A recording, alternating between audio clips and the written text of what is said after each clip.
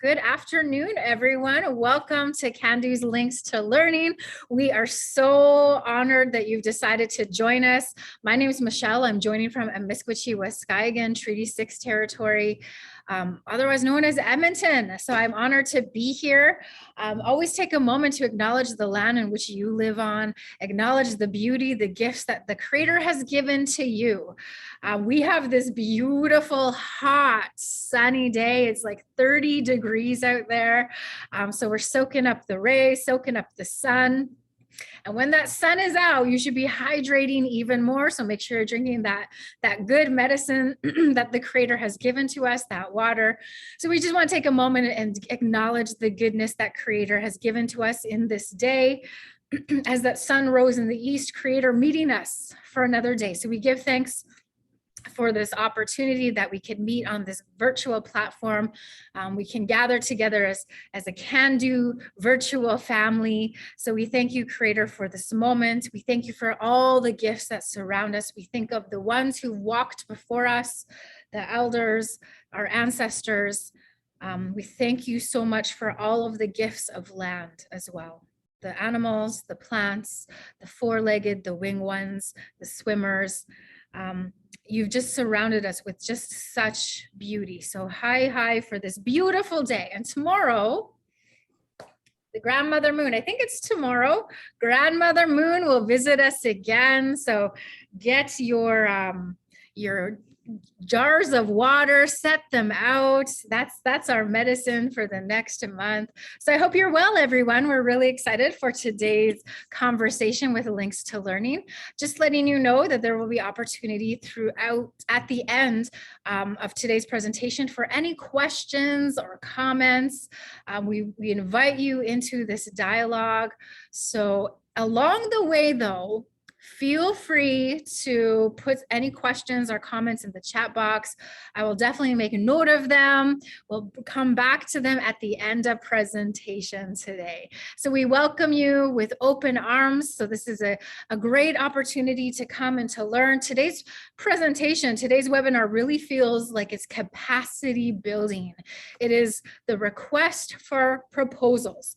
So finding contract opportunities as an Indigenous business. So when a company, organization, or government needs a specific job to be completed, they'll often post a request for proposal online. And so these are great opportunities for your Indigenous businesses. So today you're going to learn what an RFP is, how to write a winning proposal, not just a proposal, but a winning proposal, and how to find opportunities from governments and other organizations.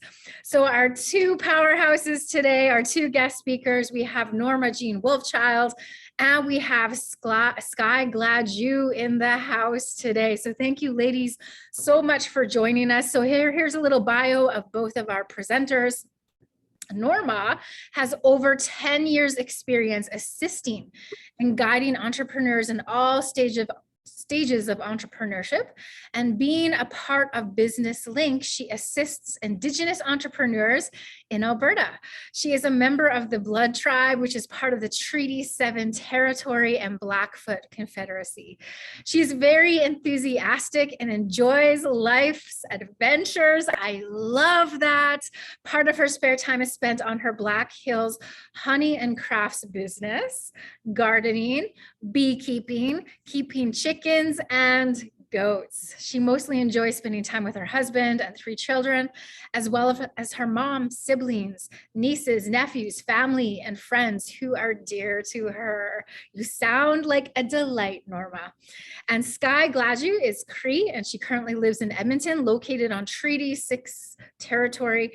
She's from Alexander First Nations, holding a bachelor's degree that specializes in business management administration and Indigenous governance.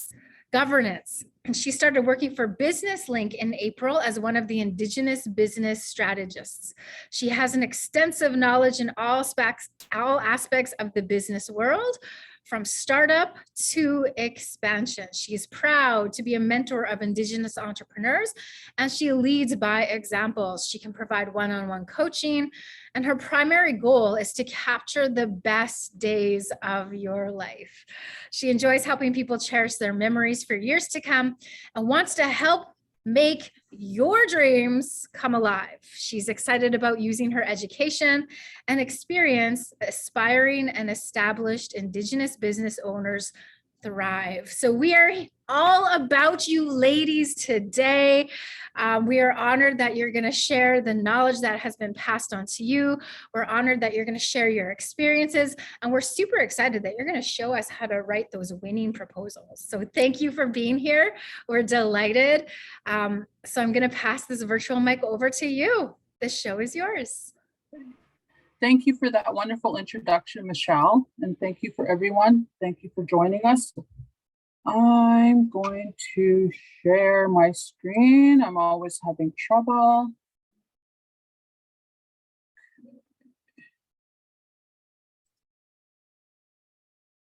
And again, the famous question, do you see my presentation? Okay, so yeah, I think I'm good. So Skye will cover the first part, and then I'll cover the actual topic. Right. Okay. Welcome everyone. I'm glad you guys can be here with us today. So first off, I'm actually going to start with the land acknowledgements. So we want to acknowledge that in the province of Alberta, we are situated on the traditional territories of Treaties 4, 6, 7, 8, and 10. Ancestral homeland of diverse First Nation groups, Métis and Indigenous people whose ancestors have walked this land since time immemorial, and whose histories, languages, and cultures continue to influence our vibrant community. We pay respects to the Indigenous people of this land, past, present, and future, while recognizing their cultural heritage, beliefs, and relationship to the land which we reside. Okay, so what's on the agenda today? So we're going to be discussing a little bit about Business Link and what we do, and then we're just going to get right into the presentation. A little bit about who we are is we're Alberta's small business hub. So Business Link is a nonprofit organization funded by the Government of Canada and the Government of Alberta. So basically what we do is we help small business owners start and thrive, and we've been in business since 1996. And we have a specialized services team and programs for Indigenous and immigrant entrepreneurs. So who we help is we help at any stage of the business. We customize supports to meet your specific needs. So whether you're starting up your own business, just looking for the run and growth of things, we basically provide one-on-one advice to any entrepreneur that is looking to seek some advisory services. So we have the business advice, business education, we have the business support services. So basically we have one-on-one coaching, business coaching. We have a wide variety of connections to relevant resources and support within the business community as well. It's very important because we have a lot of live webinars and virtual workshops, downloadable guides, on-demand videos, networking events and opportunities. And we do have a weekly newsletter as well, and blogs. Our Facebook page is very popular with a lot of posts, and what we do basically involved with the community and the participants and a lot of the clients, and what we do for the Indigenous services. So business advisory is one-on-one advice and information on everything from planning to financing and marketing. So you look at kind of like the long-term business coaching for small business owners, sort of referrals and information on small business resources in Alberta. And then the business support services. So that could entail the secondary market research assistance. So we have a lot of webinars on primary and secondary market research, which is very important to even starting your own business as well.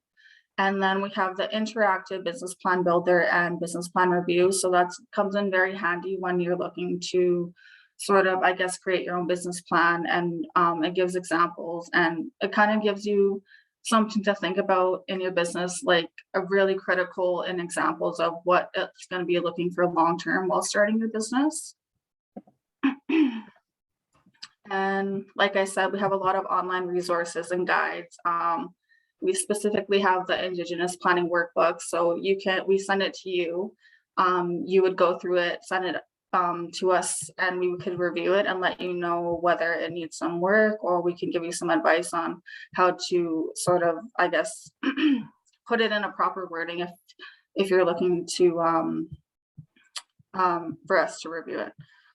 And then Indigenous services, it's basically it's either me or Norma right now for to get information from us. So super easy. You can download the Indigenous workbook from the website, or you can send it to you through email. You just have to reach out to us and stuff like that. And we also provide information on financing and funding programs. There are tons and tons out there. So if you're not entirely sure how to go about funding for your business as well, you can reach out to either me or Norma, and we can definitely help you with that. We also do have the Immigrant Entrepreneurship program. So we develop and create supportive business environment across Alberta that allows immigrant-owned businesses to thrive. So again, we do provide that one-on-one advice and guidance and sort of support you in your journeys for that.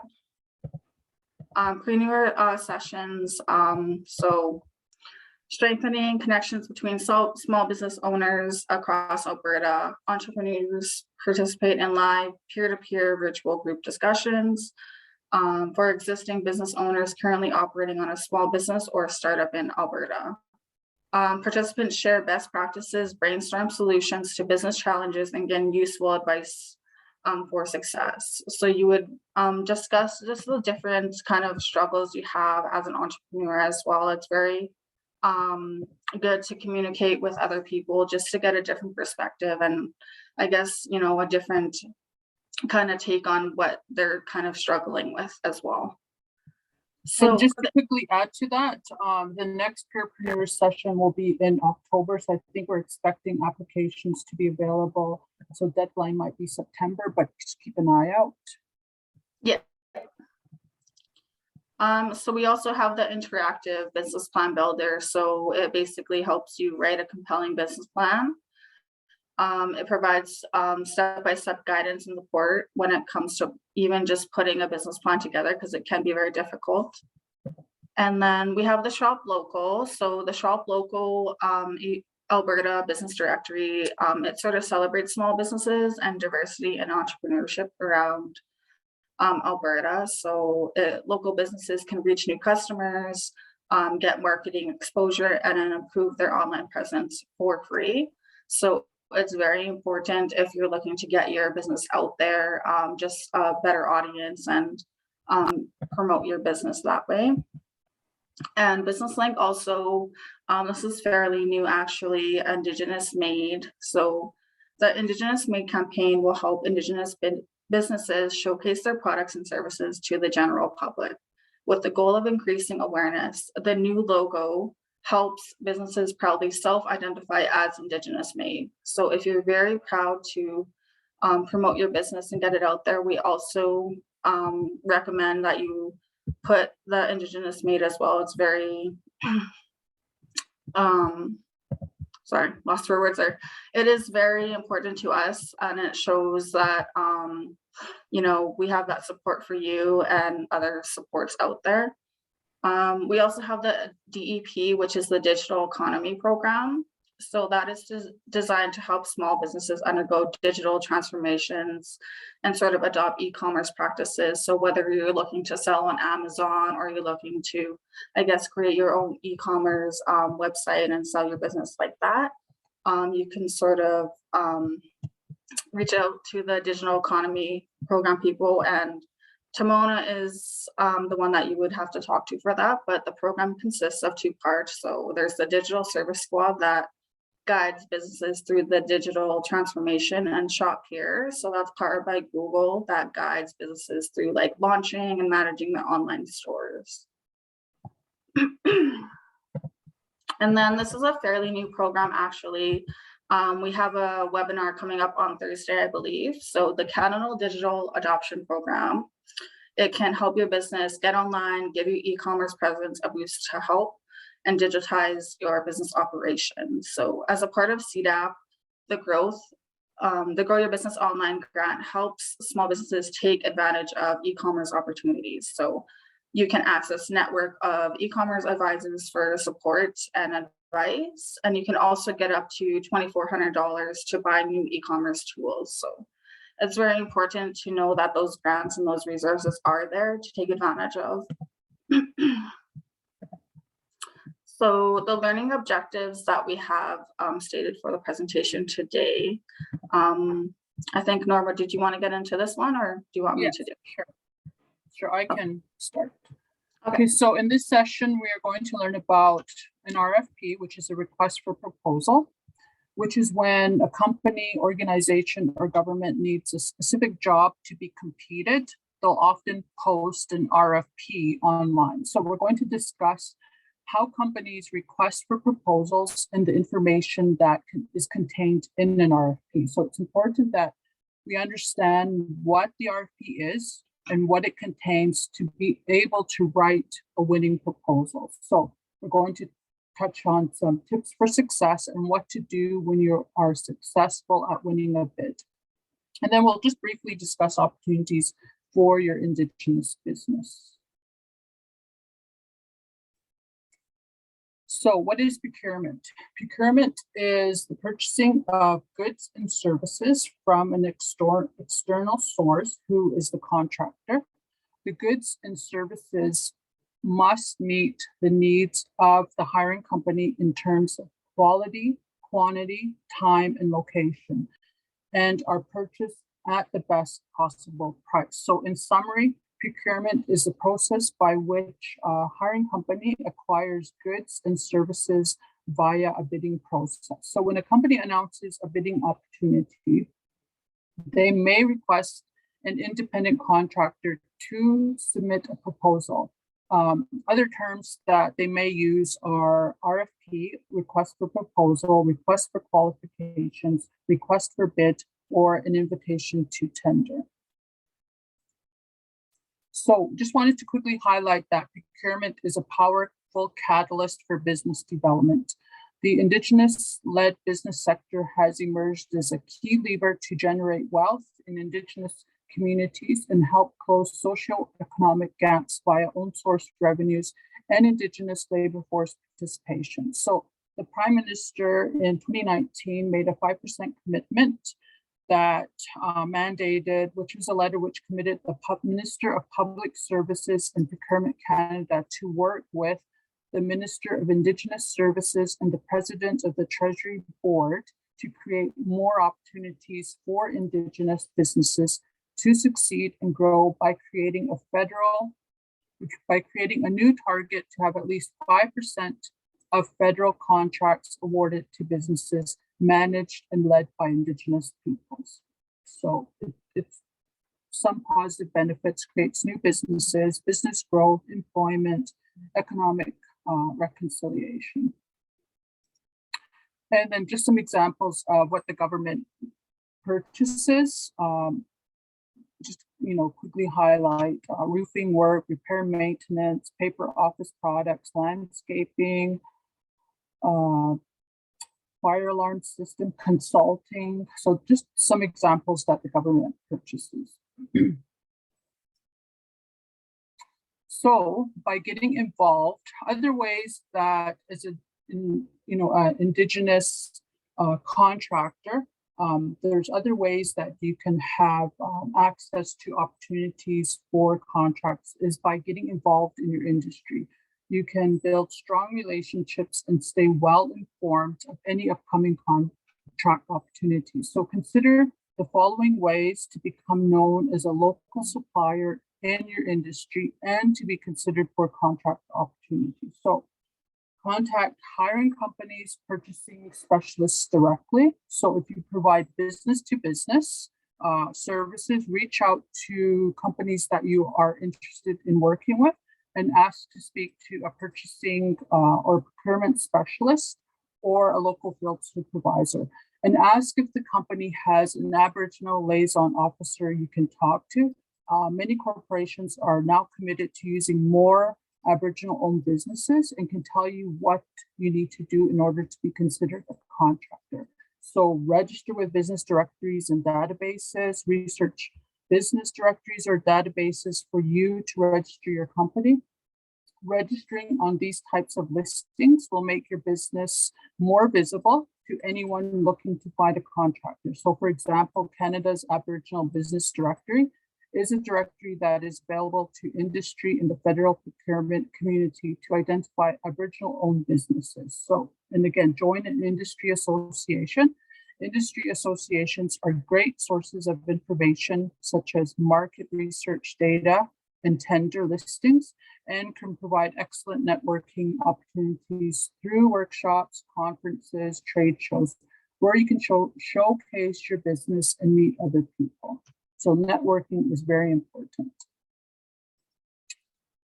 So another means of knowing and accessing contract opportunities is getting your company pre-qualified. Many hiring companies will require you to become a pre-qualified supplier.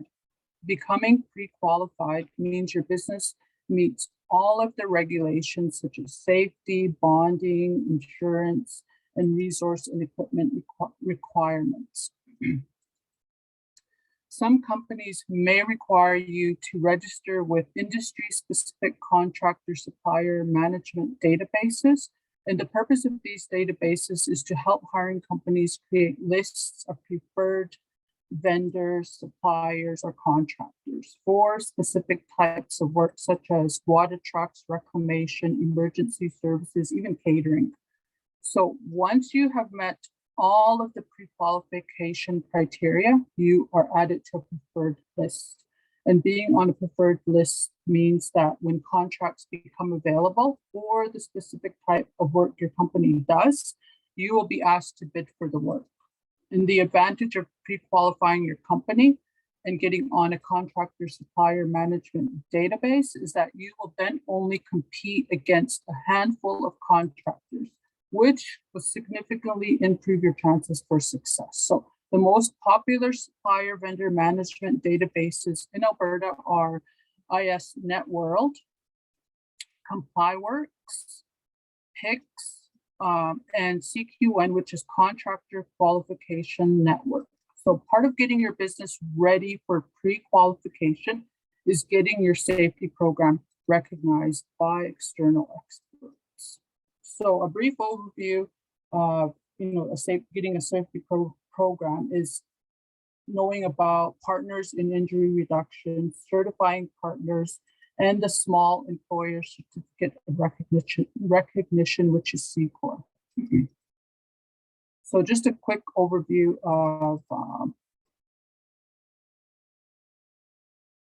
the partnership injury reduction.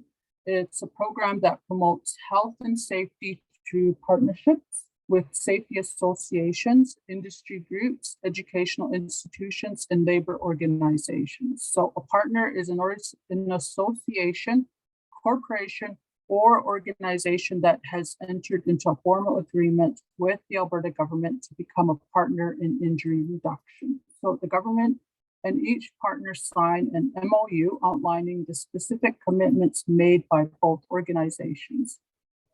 Partners are committed to taking a leadership role in health and safety. There are about 70 partners in Alberta.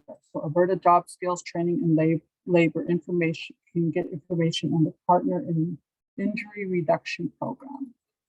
Then we have certified partners, which can assist you in developing a good safety program for your business by providing guidance and training. So a certified partner will review, audit your safety program to ensure it meets WCB standards. So you must choose a CP that is appropriate for your industry if you wish to pursue a C Corp, which we'll describe in the next section. So when choosing a CP, ask yourself some questions.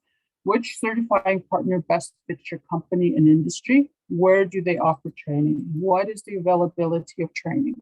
What safety services do they offer? What are the costs of training and safety services? And then we have C-Corps, which is Small Certificate of Recognition. So an employer that develops a health and safety program that meets their industry standards can apply for a small employer certificate of recognition. So the C-Corps is for businesses with up to 10 employees. If your business has more than 10 employees, then you would qualify to apply for the standard COR certificate of recognition. So to get a C-Corps, you must conduct a self-assessment of your health and safety management system, then have your assessment reviewed by your certifying partner. And then to get a C-Corps, you must, oh no, I already covered that. Yeah, so just a quick overview of how some things that need to be in place to get pre-qualified, which is having a safety program. And again, obtaining C-Corps status is beneficial because you're going to show existing and future employees that you care about their safety as well as the safety of your employees. So you will have better leverage when bidding on tenders and contracts. So these are just some other websites to help you find contract opportunities. So a contract opportunity is called an open tender. It's a formal invitation to qualified suppliers, contractors to bid to supply products or services for a specific project or on a contract basis. And there are a number of places you can look for open tender contract opportunities, such as the Alberta Purchasing Connection, which is the province of Alberta's official system for posting and distributing purchasing opportunities from the Alberta public sector.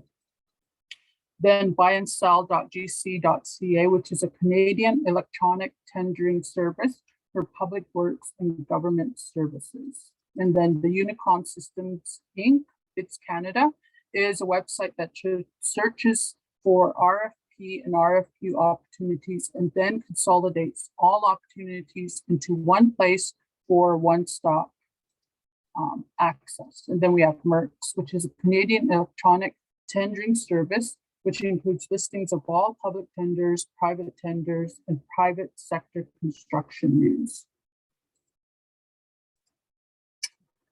So what is a request for a proposal?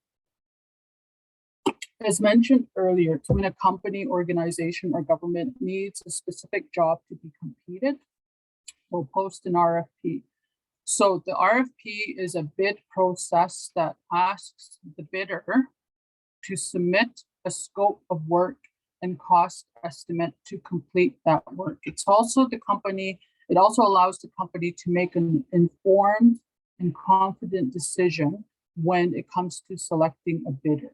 So once you come across a contract opportunity that's right for you, you will need to prepare a response in the form of a proposal, which is a written document that outlines what you can offer. So to make sure your response meets the client's requirements, take the time to review the opportunity carefully.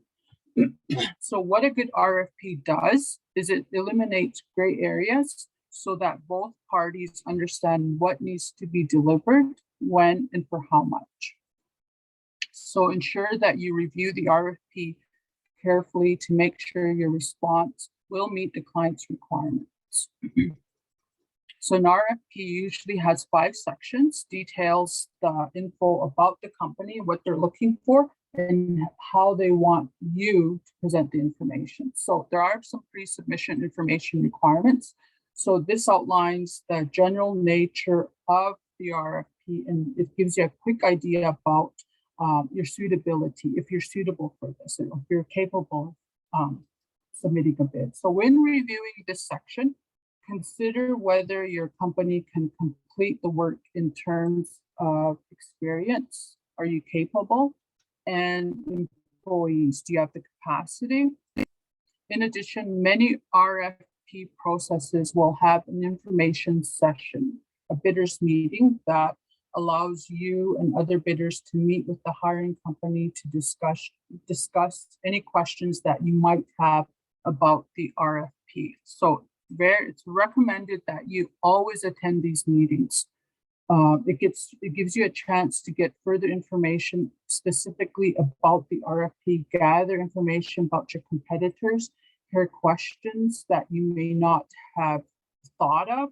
And again, it's a great opportunity to meet and expand your contact network. And if you have any questions, this is the perfect time for you to ask. Another critical piece of information to look for in this section is the bid evaluation criteria, which is how your response will be evaluated.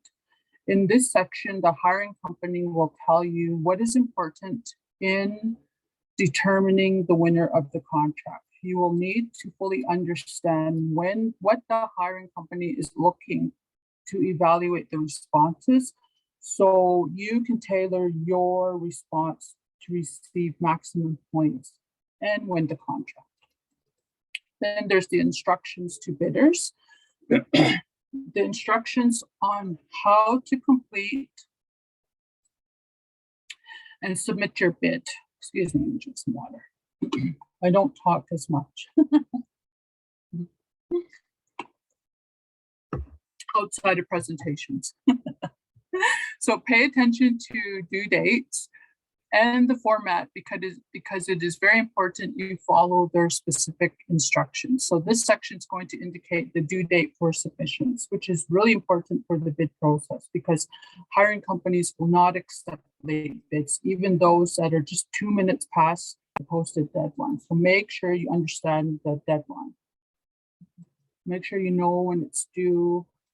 And then finally, look through this section for instructions on how to complete your proposal. The hiring company, the buyer, is looking for the easiest way to compare bids, provide the information they have asked for in the format they have requested, again, to give you the best opportunity to score maximum points. Then we have the bidder acknowledgement form, which is sometimes called a letter of intent. So this lets the buyer know which companies are planning to submit a proposal, and the acknowledgement form can be used to request information from the bidder, which is your company. So it is generally used to give the buyer, the hiring company, some indication as to the general level of interest in the RFP opportunity. So it confirms who received the RFP, which companies are planning to submit a proposal, and that all possible bidders are included in the process. And then we have the scope of work, which explains what work that needs to be done, how you will do the work, and by when, as well as that, which equipment and tools will be needed.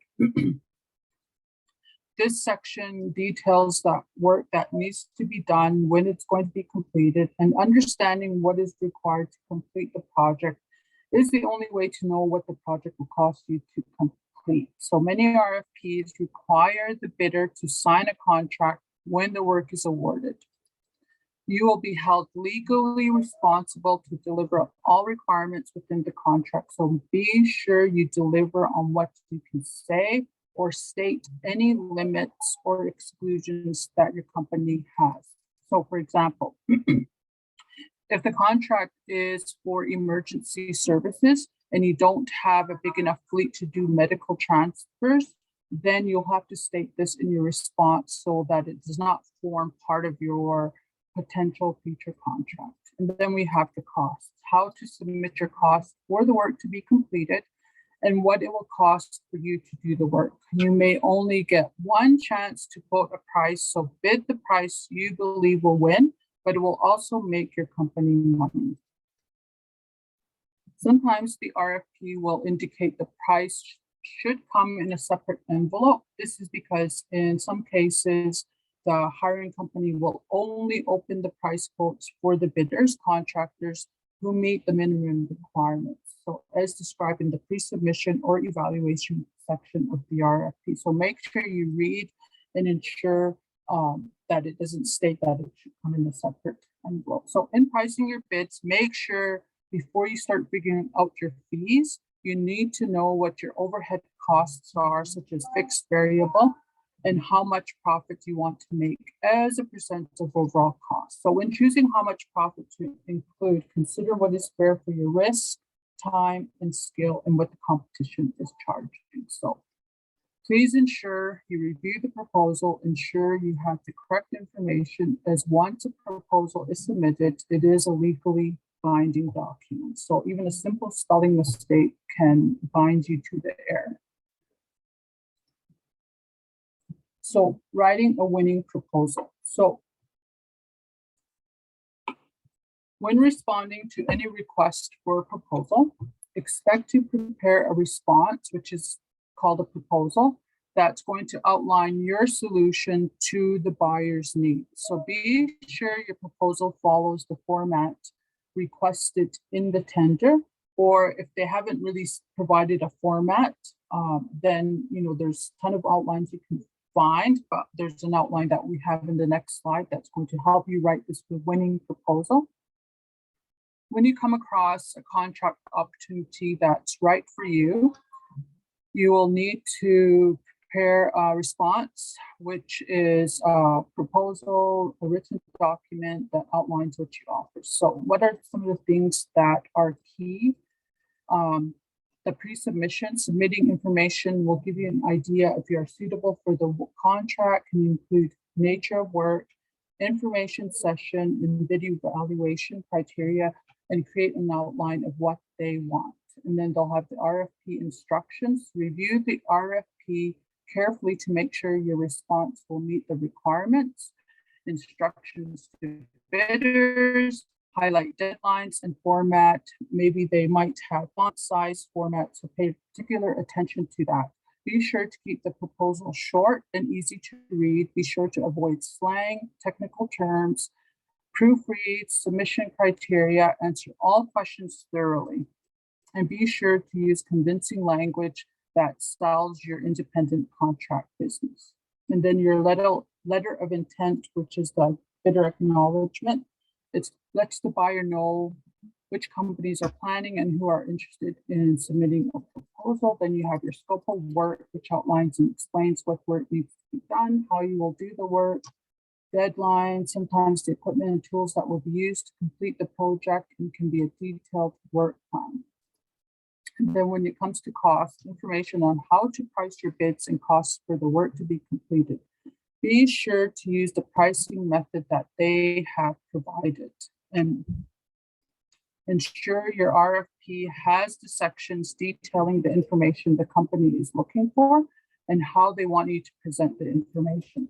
You may want to find or create the information you need for each section. And again, keep it short and easy to read. Do not use slang words as mentioned. And again, always check for spelling and grammar. So here is an example of what a proposal would look like. So before you start writing your proposal, ensure that you keep the client in mind by focusing on the problem and how you are going to solve it. So a really great tool that I always like to recommend for any business is really to understand what your client problem is and how are you solving that problem with your product and service. So a really great tool, a couple of great tools to help you do that is the value proposition canvas and the business model canvas. And strategizer.com is a great resource for that, or you can always reach out to us if you want a thorough review over that. So again, great tool. So be sure you understand what the client problem is and how you're going to solve it. So when you have completed your proposal, writing a cover letter introducing your proposal would make a really good first impression. It's going to ensure that you understand your client, and it's going to help you portray your enthusiasm about being part of the project. So another great website, RFP 360, is a great place to learn more about RFPs and access to templates. And they indicate that an RFP cover letter gives you the opportunity to share your enthusiasm about the prospect of being a part of their future success. Again, this is where you can restate their known objectives. So finally, paint a picture of how your solution solves their problem and makes their job easier. Make it all about them. So the proposal begins with the cover letter, then the cover page, which has the client's name, contact information, name of contract, date of the proposal, your contact information, and an expiry date for your proposal. Then you have your executive summary, which is a short summary of your proposal. It includes the most important points in your proposal and proves that you meet the criteria and are qualified to do the work. So how do you do all this? You research, do your homework to ensure your executive summary addresses the customer's biggest concerns. Find out why they're issuing the RFP. Did their last provider fail to deliver? Is their business growing?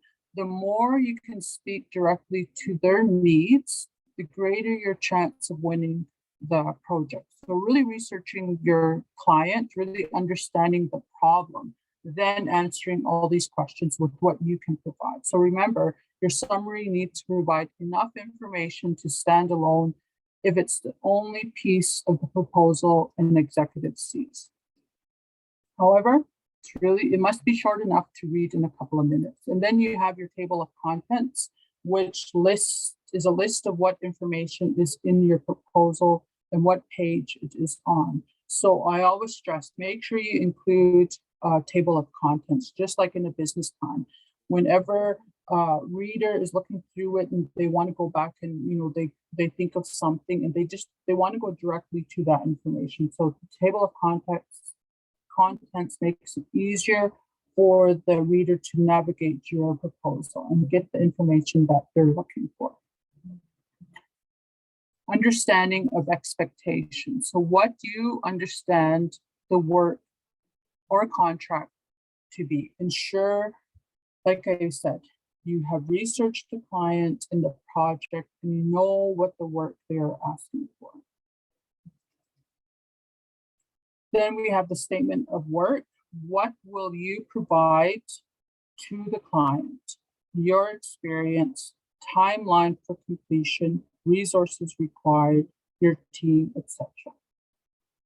Then we have your special considerations and exclusions. So, such as who owns intellectual property rights or things that your company will not do as part of the contract. So again, make sure you know what you can do and what you cannot. And then the fees, which is your pricing. Consider all expenses like travel, equipment, subcontractors, supplies, etc. And in terms of payment, make sure you have these in place when you want the initial payment, date of invoices, payment terms, and acceptable payment methods. Make sure those are clearly outlined. And then any cancellation provisions. So a cancellation penalty or any contingency plans. And then always date and sign your proposal. So pricing. So there are three common ways to determine your fees, and we'll quickly go over that. So there's daily fees, which is per diem, fixed price, and fixed price plus expenses.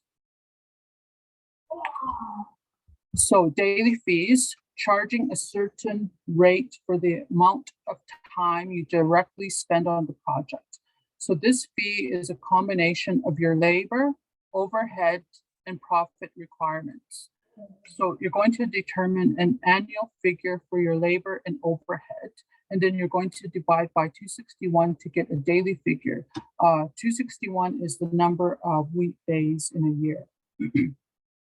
So add this to the percentage of profit you want, and you will have a daily rate. When calculating your daily fee, consider how many days you will actually be working in the year. So you may work seasonally, and so you would then divide your annual figure by 90 days, 150 days, or however you estimate time you're going to work. And then you're going to factor in your work schedule, seasonal trends, holidays, sick time. So this is an example. Your per diem rate will be approximately $350 if you want to make $50,000 per year. And then you add your overhead and then your profit. And then your fixed price. So this is a flat rate charged for the entire project. It includes your labor, overhead costs, expenses, and profit. So many clients like this because it allows them to know total costs before any work is done, so they can budget and be assured what their final costs will be. So for you as a contractor, this method of costing may be more risky. Unforeseen expenses or delays will come out of your pocket. So when using this method, make sure you estimate the project as accurately as possible and include costs such as photocopying and transportation expenses. You're really going to have to really take a deep dive and just, really understand what your costs are. So if you can, break down the project into small pieces and allocate costs for each section. Try to anticipate any unforeseen costs. So this one is, you want to make $50,000 per year, works out to $191 per day. You add your overhead expenses, 20% profit, which gives you about $16,794.43. And then fixed price plus expenses. So this is the same model as the fixed rate, except you're adding all direct expenses, that you're charging those costs to the client. So yeah, so any cost, you're just paying for the labor, costing for labor, overhead, and profit, and then all the direct expenses are being charged to the client. So when you are calculating your fees, ensure you are answering these questions. Really understanding, how long will the job take? How long will it take to do the job? How can I do the job myself? How many hours of time will I take? So, and if any additional help is needed, how many people will it take? How much do I have to pay each additional person? Will there be expenses? What are they and how much will they cost? So if you are successful in winning the bid, a contract will be provided to you based on the terms and conditions you agreed to in the RFP. So the sample contract on the next slide, it's going to provide you an example of the type of information you will find in the contract. So managing your time and your job, the project, is really critical to your success. So you may find yourself juggling 2 or 3 jobs, as well as estimating and bidding on new jobs and dealing with a stack of invoices and bills. So to become a successful independent contractor, you need to find a way to keep on top of all your business and job activities. So here's just an example. If you win a contract, win a bid, this is a contract that you or the company will provide to you. So, and then getting paid by your customers. So here are some tips from BDC that's going to help you collect bills faster and deal with late payers. So always be clear about your payment terms. So no sale is final until you have received payment. So make sure you communicate your payment terms to your clients and make sure that there's no room for misinterpretation, and make your invoices clear, as detailed as possible, including not only your terms, but penalty, interest, for late payments. And get your invoices out faster. The sooner your customer has the bill, the sooner you will be paid. Ideally, you should arrange to be paid at the time of sale. And then if you're invoicing, make sure the bill goes to the customer as soon as you ship or complete a job.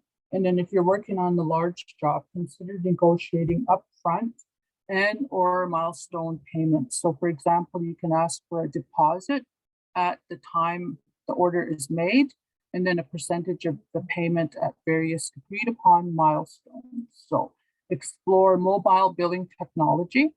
For many businesses, mobile devices such as smartphones or tablets can be a boon for speeding up a bill collection. So track outstanding bills. As part of your cash flow planner, you should maintain a payment calendar. So it's going to show you what accounts are outstanding and for how many days. So this is going to help you keep track of cash coming into your business And then it's going to help you follow up with late payers. And then cultivate relationship. Know who's handling accounts payable for your customers and keep in touch with them. Make sure that invoices go to the right person in the right department. This is true when working with big companies where your invoice might get lost in the shuffle. So when you issue your first invoice, call to confirm that the client received it. And then after 30 days, follow up and ask if there's anything you can do to speed things up. And then pursue late bills diligently. Don't be shy about chasing overdue debts and don't wait. Contact slow paying customers and ask them to pay. As an entrepreneur, so make sure you contact those whose bill is outstanding. But again, be flexible. Keep in mind your long-term clients. Some of them may hit a bad patch from time to time. So work with your client on a payment plan to address both the situation and your needs. And then offer early payment discounts. Good customer and supplier relationships can help you wring more cash out of your business. For example, you could offer customers a 1% discount for paying within 10 days. But remember, these discounts are costly for you and should only be used if you need to get cash in the door quickly. And consider firing customers who consistently pay late, chronic late payers. So companies often put up this kind of customer because they're afraid of losing business, but bad customers cost you money. And then get help. If your collection efforts are not working, consider bringing in the professionals. So depending on how much money is at stake, you can hire a collection agency or a lawyer to help recover what you are owed.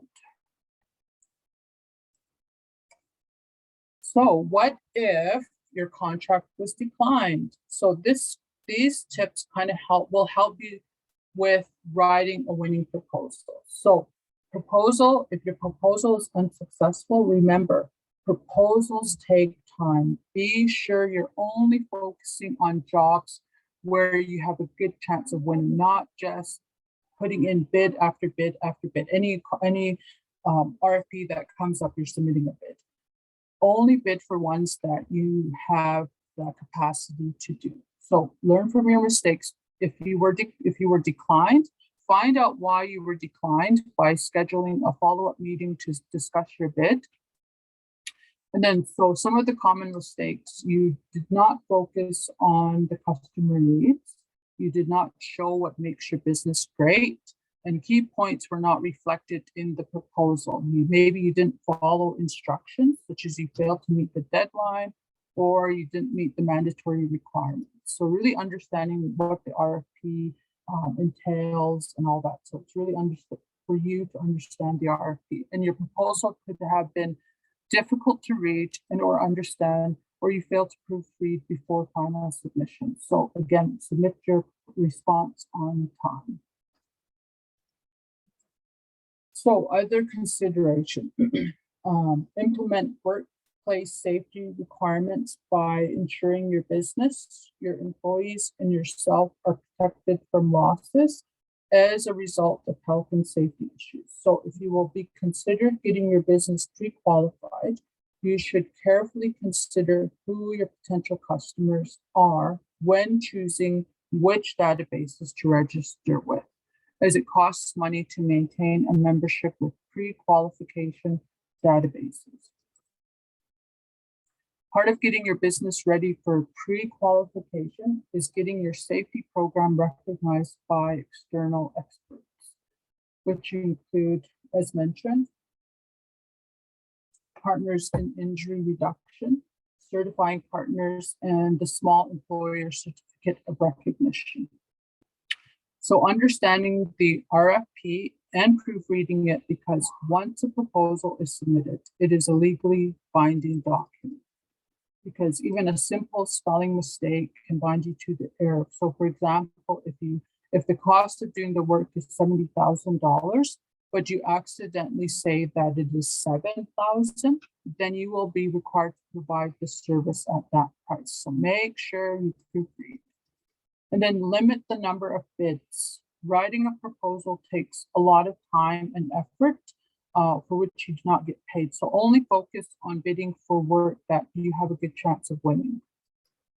So ensuring you read over all the qualifications, all the requirements, making sure that you're checking those off. And if there's some things that you can't meet or you don't have, then there's no sense in submitting for those. And then calculate your fees.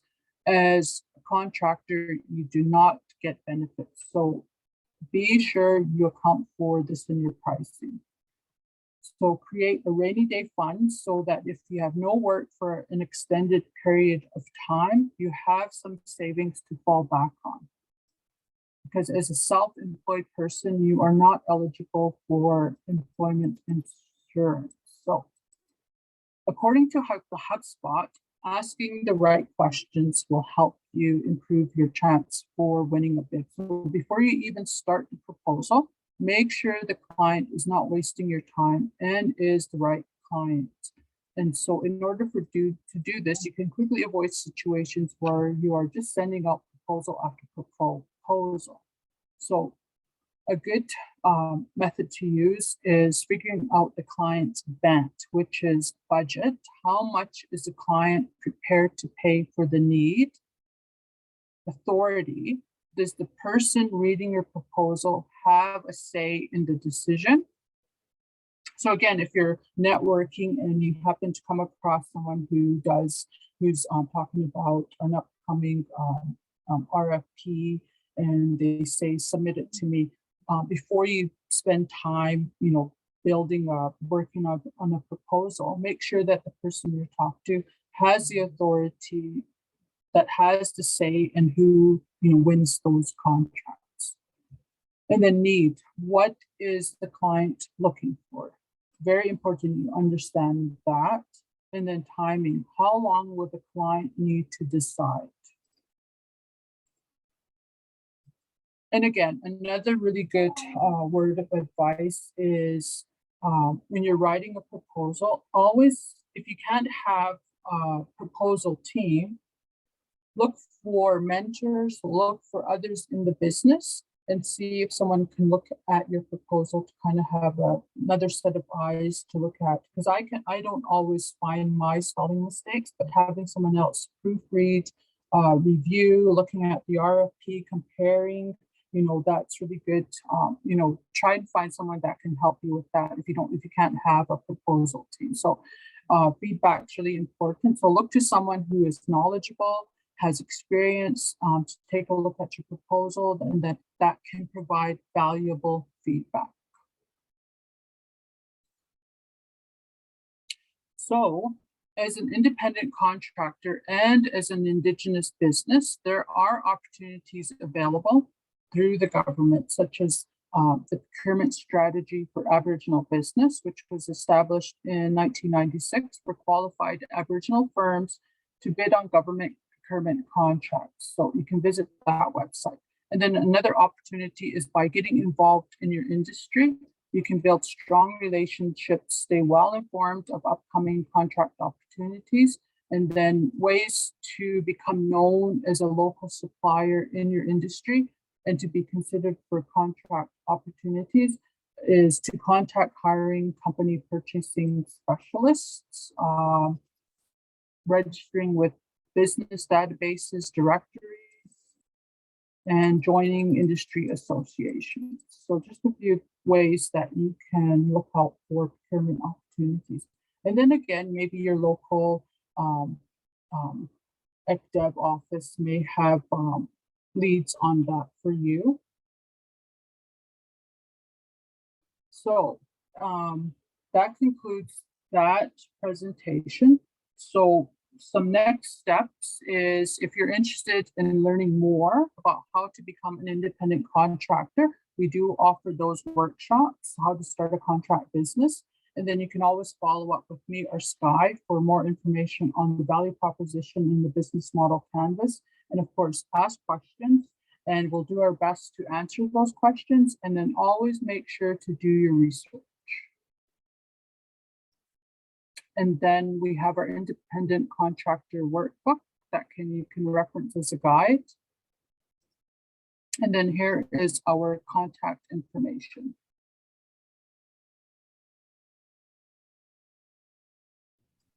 Awesome. Well, thank you so much, Norma and Skye, for your presentation.